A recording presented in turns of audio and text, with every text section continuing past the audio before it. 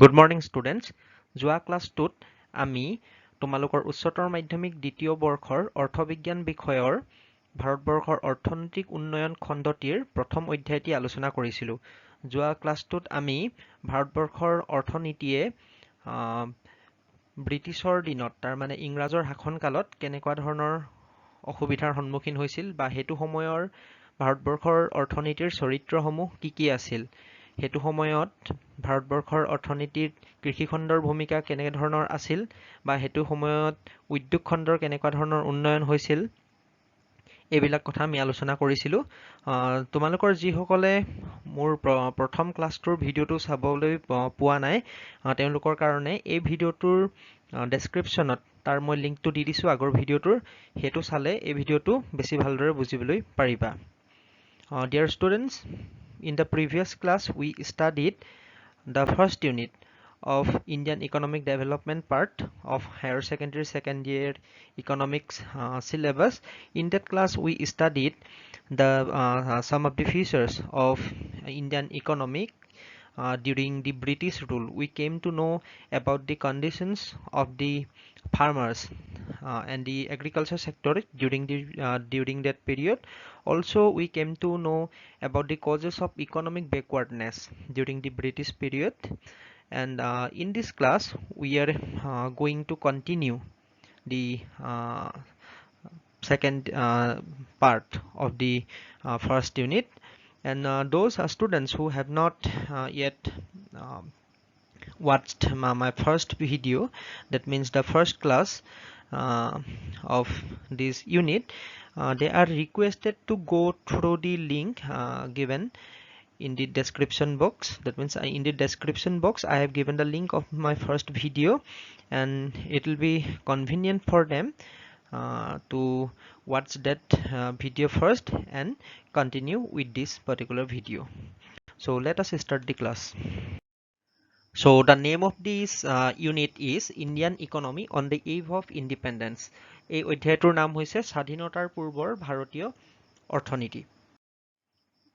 So first of all, let us discuss the status of industrial sector before independence. We know that the industrial sector is one of the most important sectors of a particular economy. We know that there are mainly three sectors in an economy. Number one, the agriculture sector, which is also known as the primary sector. Second, the industry sector. This is the secondary sector. And third is the tertiary sector, which is also known as the service sector. So all these three sectors constitute a particular economy. So industrial sector is the second most important sector of a particular economy. So now let us know the status of industrial sector before independence in India. So India could not develop a sound industrial base under British rule. The country's world famous handicraft industry declined. No corresponding modern industrial base was allowed to come up. During the second half of the 19th century, modern industry began to take root in India, but its progress remained very slow.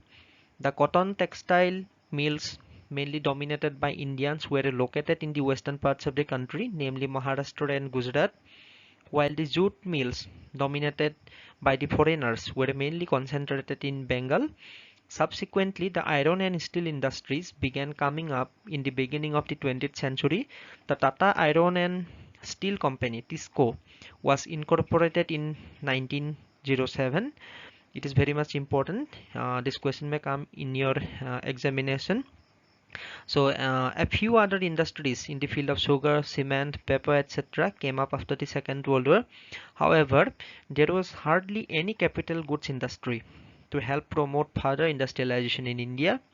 Furthermore, the growth rate of the new industrial sector and its contribution to the gross domestic product remained very slow. So we have come to note that in the British period, the development of industry sector in India was not good. The growth rate was not satisfactory. The country's world famous handicraft industry, it declined during the British rule. So but during the second half of the 19th century, some modern industries began to start.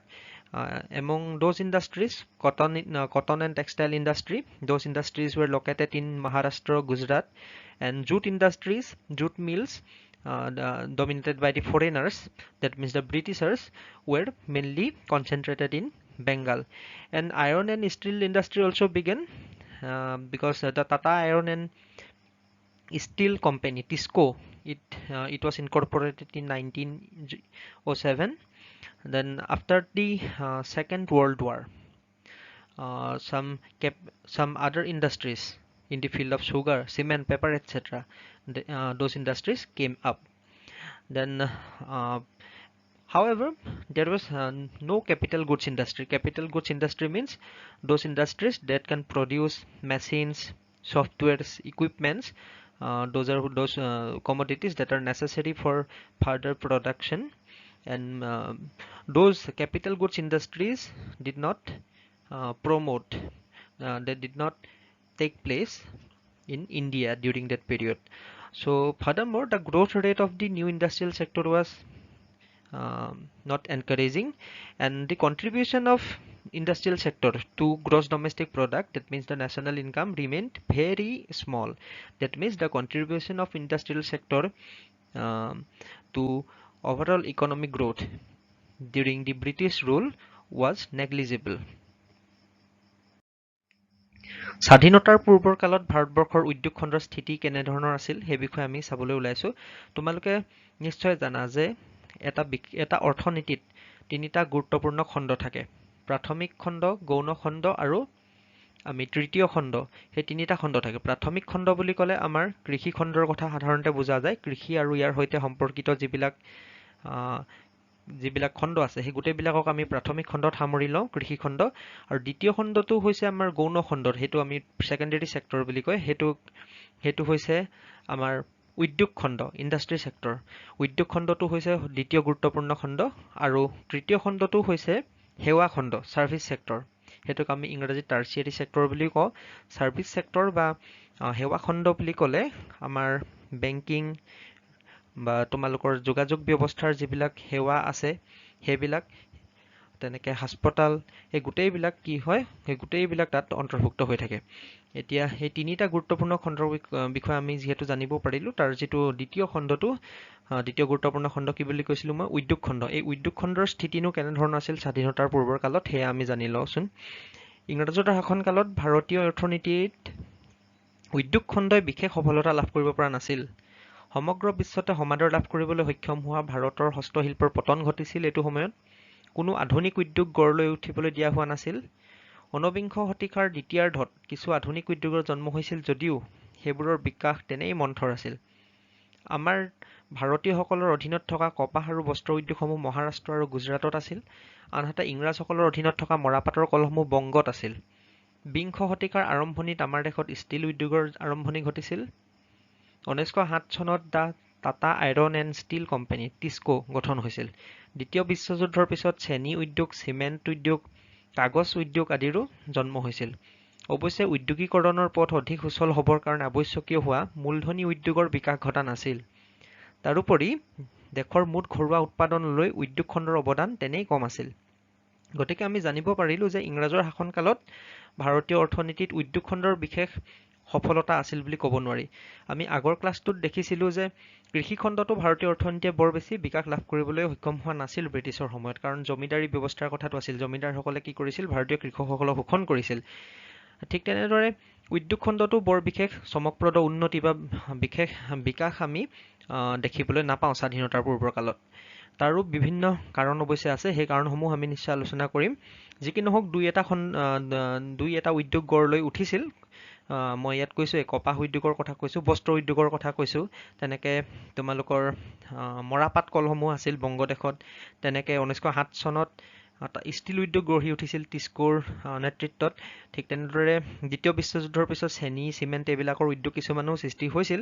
তেনেকে অৱশ্যে উদ্যোগীকৰণৰ কাৰণে কি লাগিব বাৰু, উদ্যোগীকৰণ মানে factory, কল কাৰখানা, এইবিলাকৰ কাৰণে মেচিন, কল, বা বিভিন্ন সফটওয়্যাৰ আজিকালি এই তেনেকুৱা ধৰণৰ বিভিন্ন আহিলাৰ প্ৰয়োজন হয় নহয় জানো মেচিন প্ৰস্তুত কৰিবলৈ যন্ত্ৰ বা যন্ত্ৰাংশ এইবিলাকৰ প্ৰয়োজন গতিকে যন্ত্ৰাংশ বা সফটওয়্যাৰ এইবিলাক প্ৰয়োজনীয় সামগ্ৰী বা আহিলাসমূহ প্ৰস্তুত কৰা যিবিলাক উদ্যোগ সেইবিলাকক মূলধনী উদ্যোগ বুলি কয় কেপিটেল ইণ্ডাষ্ট্ৰী তেনেকুৱা মূলধনী উদ্যোগৰ কিন্তু বিকাশ ঘটা নাছিল কাৰণে আমাৰ উদ্যোগ খণ্ডটোৱে ধন ধৰি উঠিব পৰা নাছিল আৰু উদ্যোগ খণ্ডৰ কি হৈছিল আমাৰ ভাৰতৰ মুঠ যিটো তোমাৰ ঘৰুৱা উৎপাদন তাৰ মানে জিডিপি গ্ৰছ ডমেষ্টিক প্ৰডাক্ট বা জাতীয় আয়লৈ আমাৰ উদ্যোগ খণ্ডৰ বৰঙণি বা অৱদান তেনে কম আছিল কাৰণ বিশেষ উপাৰ্জন হৈছিল বুলি আমি ক'ব নোৱাৰো উদ্যোগ খণ্ডত দুই এটা সৰু সৰুৱা উদ্যোগ গঢ়লৈ উঠিছিল যদিও খুব কম সংখ্যক লোকে এইবিলাকত নিয়োগৰ সুবিধা লাভ কৰিছিল অধিক সংখ্যক লোকে কৃষি খণ্ডৰ সৈতে জড়িত হৈ আছিল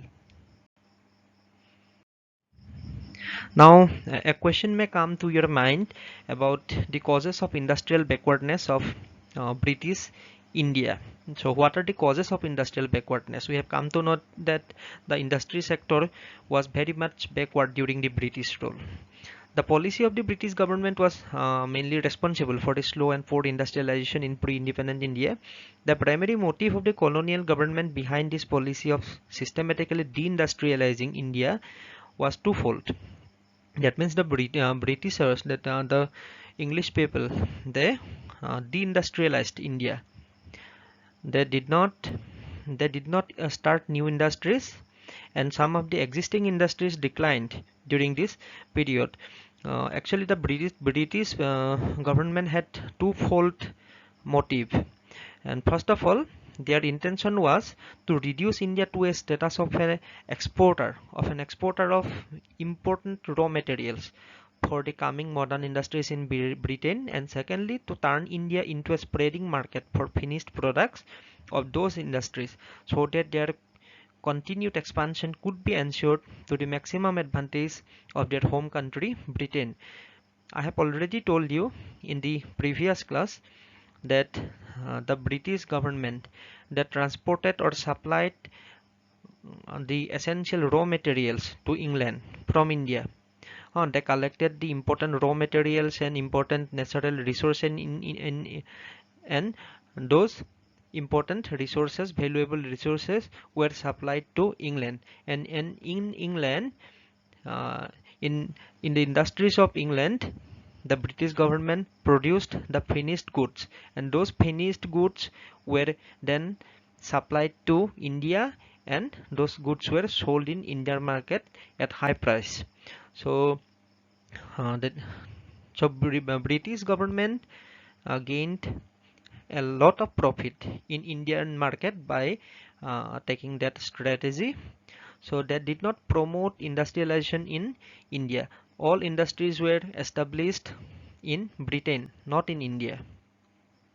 So this is the main cause of industrial backwardness of British India. ইংৰাজৰ শাসনকালত ভাৰতবৰ্ষৰ ঔদ্যোগিক অনগ্ৰসৰতাৰ মূল কাৰণসমূহ কি সেই বিষয়ে তোমালোকৰ নিশ্চয় জানিবলৈ মন গৈছে ইতিমধ্যে আমি আলোচনা কৰিছো যে ইংৰাজৰ সময়ত আমাৰ উদ্যোগ খণ্ড যথেষ্ট অনগ্ৰসৰ আছিল উন্নতি হোৱা নাছিল স্বাধীনতাৰ পূৰ্বত ভাৰতীয় উদ্যোগ খণ্ডৰ অনগ্ৰসৰতাৰ কাৰণে ইংৰাজ চৰকাৰৰ কাৰ্যকলাপকে আমি জগৰীয়া কৰিব পাৰো ইংৰাজ চৰকাৰে ভাৰতবৰ্ষৰ ঔদ্যোগিক উন্নয়নত কোনো ধৰণৰ গুৰুত্ব আৰোপ কৰা নাছিল তাৰ হলনি বস্ত্ৰ উদ্যোগ আৰু হস্ততাঁত আদিৰ দৰে গুৰুত্বপূৰ্ণ কিছুমান উদ্যোগক মৃত্যুৰ মুখলৈহে ঠেলি দিছিল তাৰ মানে তেওঁলোকে নতুন উদ্যোগটো ইয়াত গঢ় দিবলৈ দিয়া নাছিলেই নতুন উদ্যোগ কোনো তেওঁলোকে আৰম্ভ কৰা নাছিলেই ইতিমধ্যে আমাৰ ইয়াত থকা কিছুমান উদ্যোগ যেনেকৈ বস্ত্ৰ উদ্যোগ হস্ততাঁত আদিৰ দৰে উদ্যোগসমূহকো তেওঁলোকে মৃত্যুৰ মুখলৈহে ঠেলি দিছিল আমাৰ ইয়াত তেওঁলোকে কিয় উদ্যোগ স্থাপন কৰা নাছিল বাৰু তাৰ দুটা কাৰণ আছে প্ৰথম কথাটো হ'ল তেওঁলোকে কি কৰিছিল আমাৰ দেশৰ পৰা কেঁচা মালসমূহ ইংলেণ্ডলৈ সৰবৰাহ কৰিছিল আমাৰ ইয়াতে যদি উদ্যোগ থাকে তেতিয়া কি হ'ব কেঁচা মালসমূহ কি হ'ব আমাৰ ইয়াতে কি হ'ব ব্যৱহাৰ হৈ যাব গতিকে আমাৰ ইয়াত তেওঁলোকে উদ্যোগ মানে উদ্যোগ আৰম্ভ হ'বলৈ দিয়াই নাছিল আমাৰ ইয়াত উদ্যোগ যদি নাথাকে আমাৰ কেঁচা মালসমূহ কি কৰিব ইংলেণ্ডলৈ লৈ যাব পাৰিব আমাৰ যদি উদ্যোগ ইয়াতে থাকে কেঁচা মালবোৰ দেখোন ইয়াতে ব্যৱহাৰ হ'ব হেতু কাৰণে উদ্যোগ হ'বলৈ দিয়া নাছিল যাতে কেঁচা মালবিলাক ইংলেণ্ডলৈ লৈ যাব পাৰে আৰু হেবোৰ কি কৰিছিল ইংলেণ্ডত ব্যৱহাৰ কৰি ইংলেণ্ডৰ যিবিলাক উদ্যোগ আছে হেবিলাকত কিছুমান সামগ্ৰী প্ৰস্তুত কৰিছিল দামী অলপ অলপ মানে দেখিবলৈ ভাল বা অলপ সহজতে মানুহক ঠগিব পৰা তেনেকুৱা অধিক দামৰ বিক্ৰী কৰিব পৰা তেনেকুৱা ধৰণৰ ৰংচঙীয়া চমক লগা বস্তু কিছুমান চূড়ান্ত সামগ্ৰী প্ৰস্তুত কৰিছিল সেই বস্তুবোৰ আনি আকৌ ভাৰতৰ বজাৰতে মেলি দিছিল সেইবিলাক ভাৰততে বিক্ৰী কৰিছিল আৰু খুব উচ্চ দামত বিক্ৰী কৰিছিল সেই কথাটো আমি আগৰ ক্লাছতো আৰম্ভ কৰিছোঁ আৰু ভাৰতৰ পৰা নিয়া কেঁচা সামগ্ৰীৰ দ্বাৰা ইংলেণ্ডৰ উদ্যোগসমূহ বিকশিত হৈছিল আমাৰ ইয়াত তেওঁলোকে উদ্যোগ স্থাপন কৰা নাছিল উদ্যোগসমূহ তেওঁলোকে কি কৰিছিল ইংলেণ্ডত স্থাপন কৰিছিল ইয়াৰ পৰা বস্তুবিলাক লৈ গৈছিল ইয়াৰ পৰা সামগ্ৰী কেঁচা সামগ্ৰী উদ্যোগৰ বাবে আৱশ্যকীয় বস্তুবিলাক লৈ তাত প্ৰস্তুত কৰিছিল আৰু তাত প্ৰস্তুত কৰি অনা বস্তুটো অধিক দামত আমাৰ ইয়াত কি কৰিছিলে বিক্ৰী কৰিছিলে গতিকে আমাৰ ইয়াত তেওঁলোকে উদ্যোগ গঠন হ'বলৈও দিয়া নাছিলে আৰু ইতিমধ্যে থকা উদ্যোগসমূহকো কি কৰিছিলে ধ্বংসৰ মুখলৈ ঠেলি দিছিলে গতিকে ইংৰাজৰ শাসনকালত এইবিলাক কাৰণতে কি হৈছিলে ভাৰতৰ ঔদ্যোগিক খণ্ডটোত অনগ্ৰসৰতাৰ সন্মুখীন হৈছিল Now let us know about the foreign trade during British rule. So we know that foreign trade means the trade among different nations. The trade which is carried out across political boundaries. So international trade. So what is the status of foreign trade during British rule? So restrictive policies of commodity production, trade and tariff pursued by the colonial government adversely affected the structure, composition and volume of India's foreign trade. That means the foreign trade policies of the British government, it adversely affected Indian foreign trade. So India became an exporter of primary products such as raw silk, cotton, wool, sugar, indigo, jute, etc. and an importer of finished consumer goods like cotton, silk and woolen clothes and capital goods like light machinery products which were produced in factories of Britain. So we have already discussed that raw materials were supplied by India. That means India was the supplier or exporter of raw materials and India imported the finished products produced by the England. Produced by the industries in England. So Britain maintained a monopoly control over India's export and imports. I think all of you know about export and import. Selling something to foreign country means export and buying something from foreign country, it is known as import. So India exported raw materials and imported finished products from England. So trade relationship was between India and England, and benefit was always gained by the English government, British government. So as a result, more than half of India's foreign trade was restricted to Britain, while the rest was allowed with a few other countries like China, Sri Lanka, Iran, etc. So half of the volume of international trade was carried out with Britain, and some other trade relation however was maintained with China, Sri Lanka, Iran also. The opening of the Suez Canal further intensified British control over India's foreign trade. I think all of you know about Suez Canal. So Suez Canal has connected the Mediterranean Sea and the Red Sea.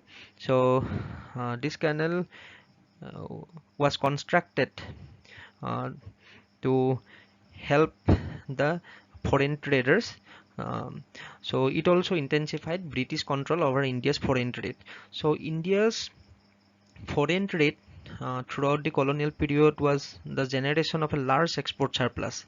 That means India gained surplus. Export was higher. That means India sold many things.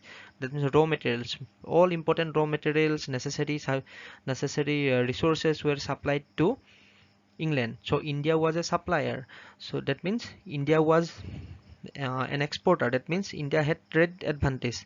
That means India had trade surplus. Surplus means when export is greater than import, but this surplus came at a huge cost of India's economy.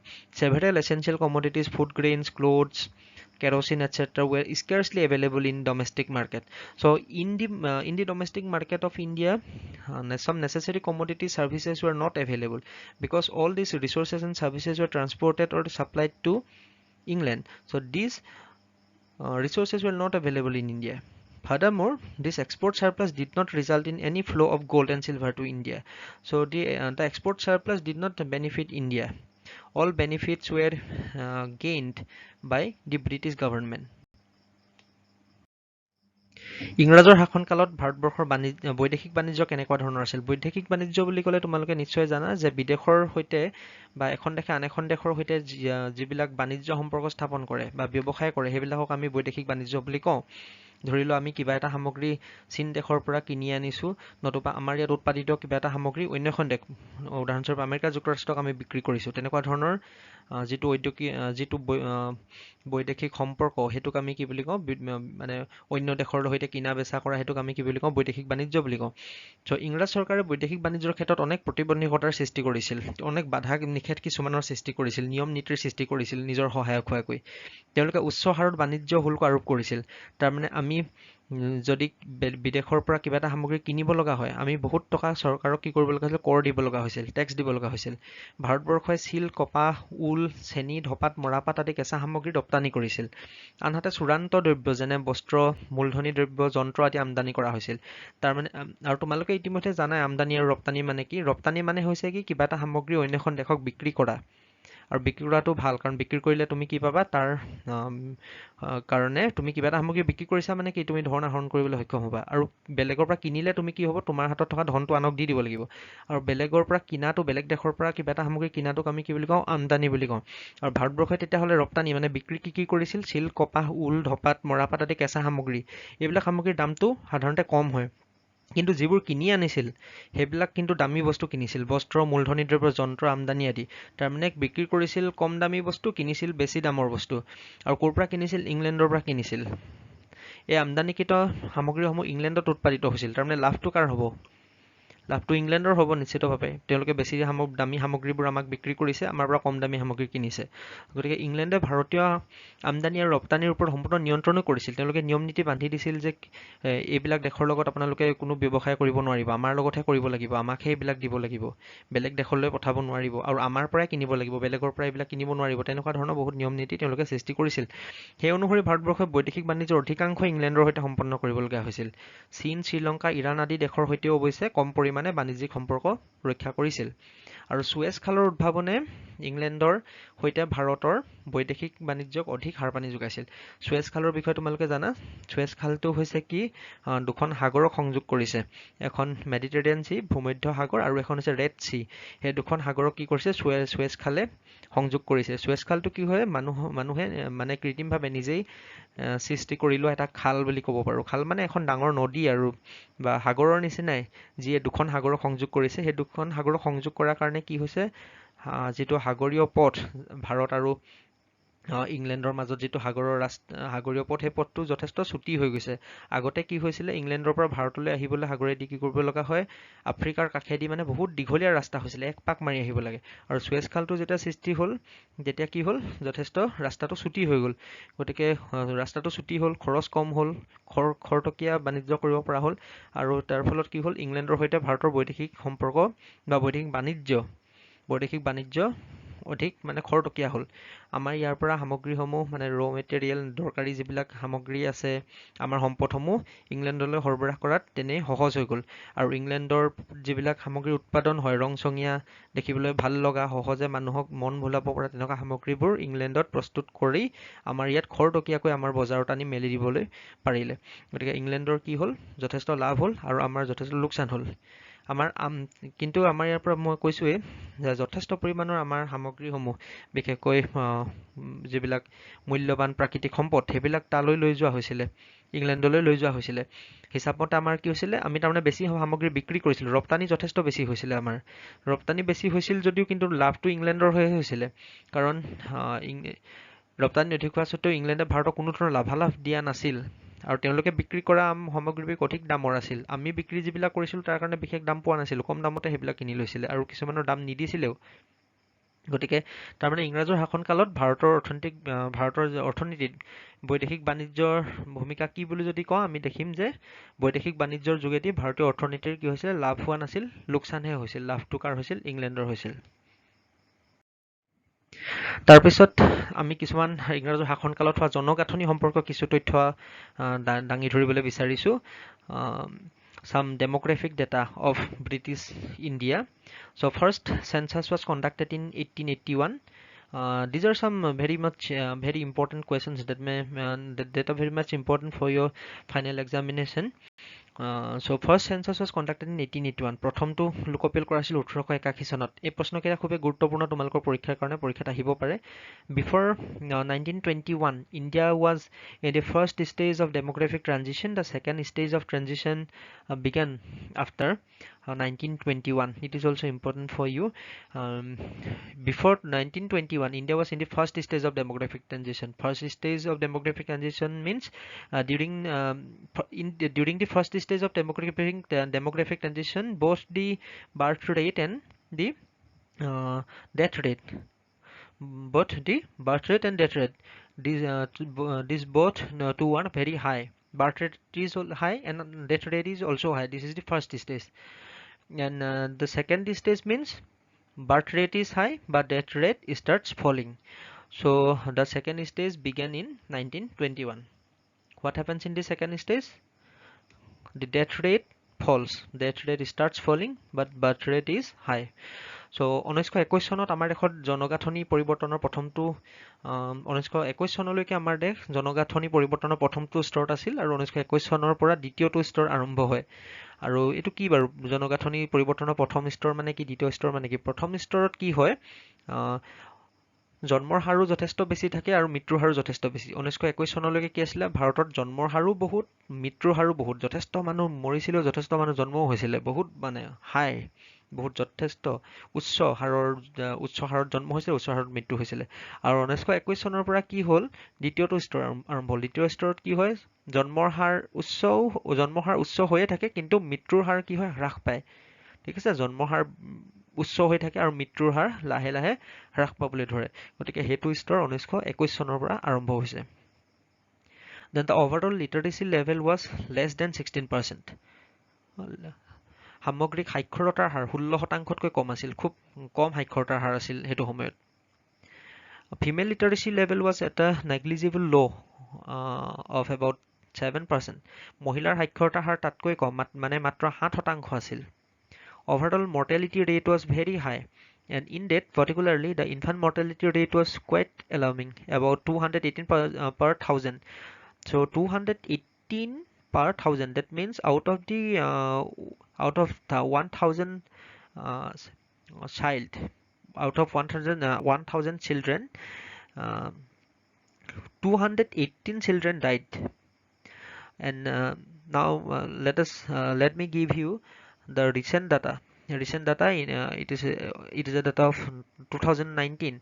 The infant mortality rate in India is only 28.3 per thousand. So now only 28 children die out of the 1000 children.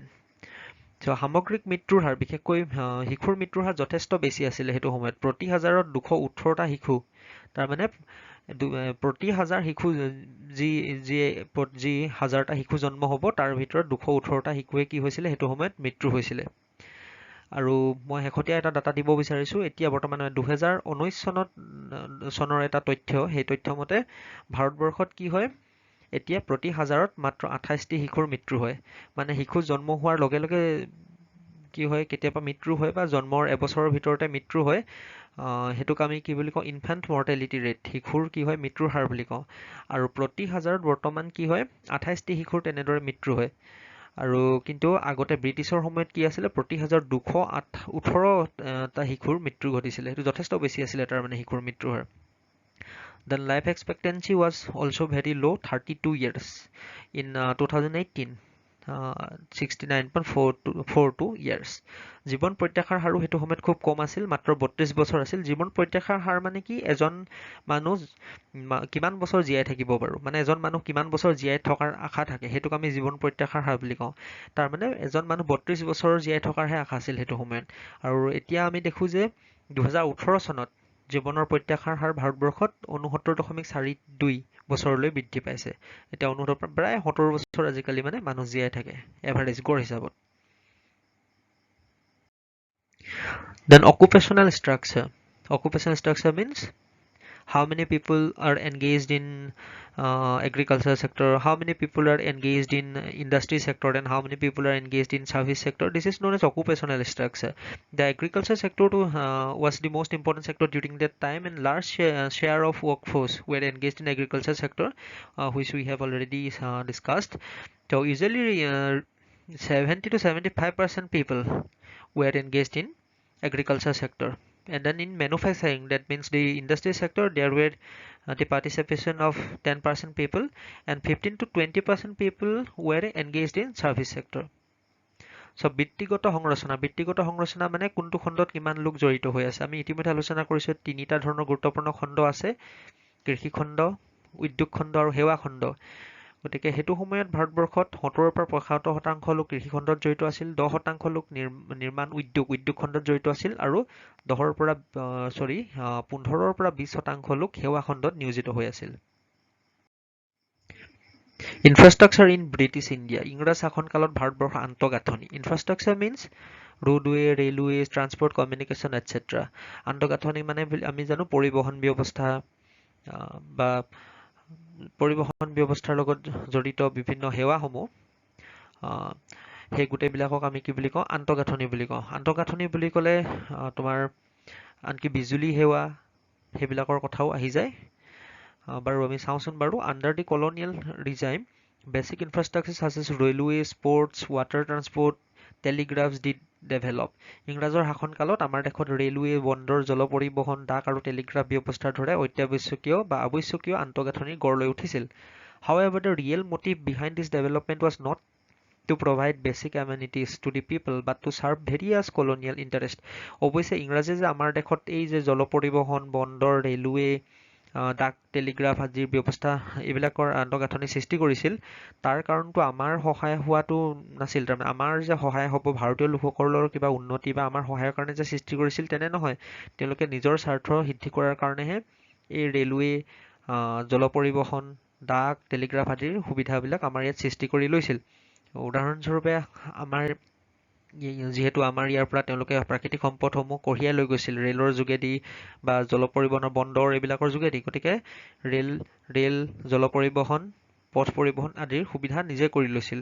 কাৰণ ইয়াৰ পৰা সামগ্ৰীবিলাক তেওঁলোকে নিজৰ দেশলৈ নিব লাগিব। যদি সা সুবিধা ৰেল নাথাকে বা উন্নত পথ ব্যৱস্থা নাথাকে তেতিয়াহ'লেতো নিব নোৱাৰিব। তো নিবৰ কাৰণে নিজৰ সুবিধা হ'বৰ কাৰণে আচলতে তেওঁলোকে ঠিক কৰি লৈছিল।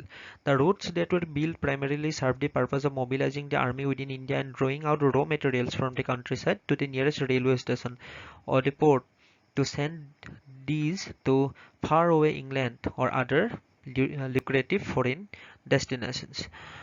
So roads were mainly constructed for two reasons. Number one, mobilizing the army, and second, to transport raw materials from countryside to the nearest railway station. So ইংৰাজে নিৰ্মাণ কৰা পথবোৰ সৈনিকসকলৰ পৰিবহণৰ কাৰণে আৰু ভাৰতীয় কেঁচা সামগ্ৰীসমূহ ইংলেণ্ডলৈ সৰবৰাহ কৰাৰ সহায়ক হ'বৰ কাৰণে কি কৰিছিল, তেওঁলোকে নিৰ্মাণ কৰিছিল। সৈন্যবিলাক ব্ৰিটিছ সৈন্য বা ভাৰতীয় যিসকল লোকক তেওঁলোকে সৈন্য বাহিনীত ঠাই দিছিল, সেইবিলাকৰ তেওঁলোকৰ পৰিবহণৰ কাৰণে, তেওঁলোকৰ অহা যোৱা কৰিবৰ কাৰণে পথবিলাক নিৰ্মাণ কৰা হৈছিল। আৰু মূলতঃ ভাৰতীয় কেঁচা সামগ্ৰীসমূহ ইংলেণ্ডলৈ সৰবৰাহ কৰিব লাগে। গাঁও অঞ্চলৰ কেঁচা সামগ্ৰীসমূহ গাড়ীৰে আনি কি কৰিব লাগিব, ওচৰৰ ৰেল ষ্টেচনলৈ নিব লাগিব, আৰু ৰেলৰ যোগেদি কি কৰিব, সেইবিলাক বন্দৰলৈ যাব। বন্দৰ মানে জাহাজৰ বন্দৰলৈ যাব, আৰু জাহাজেৰে সেইবিলাক কি কৰিব, ইংলেণ্ডলৈ লৈ যোৱা হ'ব। সেই গোটেই সুবিধাৰ কাৰণে তেওঁলোকে গোটেই আমাৰ আন্তঃগাঁথনিটোৰ সৃষ্টি কৰি লৈছিল। The British introduced the railways in India in 1850. It is very much important for your exam, also for the competitive examinations that you are going to face for job.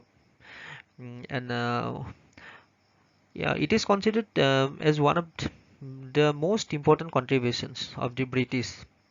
On the one hand, it enabled people to undertake long distance travel and thereby break geographical and cultural barriers, while on the other hand, it fostered commercialization of Indian agriculture, which adversely affected the self-sufficiency of the village economies in India. So this is the impact of the introduction of railways in India.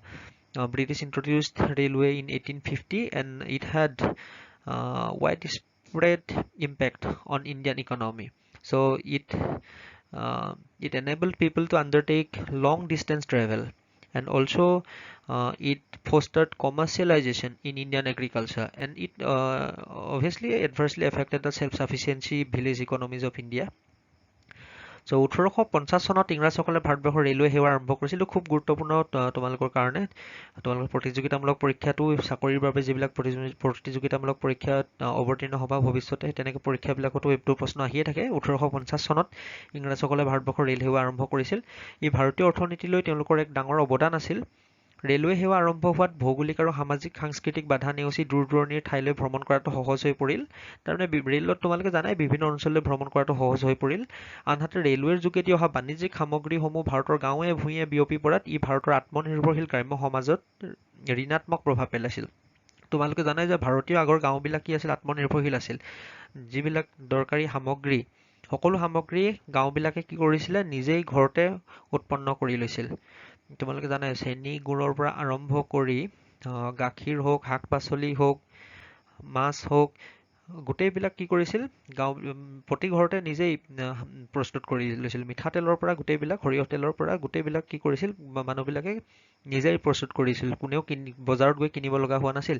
কিন্তু railway হোৱাৰ পৰা কি হ'ল, ৰেলত কি হয়, ইংলেণ্ডৰ পৰা অহা সামগ্ৰীবিলাক কি হয়, বিভিন্ন গাঁও অঞ্চললৈ বিতৰণ হৈ যায়। গতিকে গাঁৱৰ মানুহবিলাকেও সেইবিলাক কিনিবলৈ ল'লে। সস্তীয়া সামগ্ৰীবিলাক, বাণিজ্যিক সামগ্ৰীসমূহ ভাৰতৰ গাঁৱে ভূঞে বিয়পি পৰিল। গতিকে মানুহে কি হ'ল, কষ্ট কৰিবলৈ কিছুমানে এৰি দিলে। সেইবিলাক বজাৰতে কিনিবলৈ পায় আৰু নিজে কষ্ট কৰিনো কেলে তাৰমানে উৎপাদন কৰিব লাগে, তেনেকুৱা ধৰণৰ কথা কিছুমান আহিলে। তাৰ ফলত ই আত্মনিৰ্ভৰশীল যিটো গ্ৰাম্য অৰ্থনীতি আছিলে তাত ঋণাত্মকভাৱে প্ৰভাৱ পেলালে। গতিকে ইমানখিনি কথাই আমি আলোচনা কৰিলোঁ। এইকেইটা খুব গুৰুত্বপূৰ্ণ কিছুমান কথা আমাৰ এইটো ইউনিটত আলোচনা কৰা হ'ল।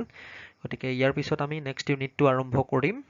চ' with this I would like to conclude the class. Thank you.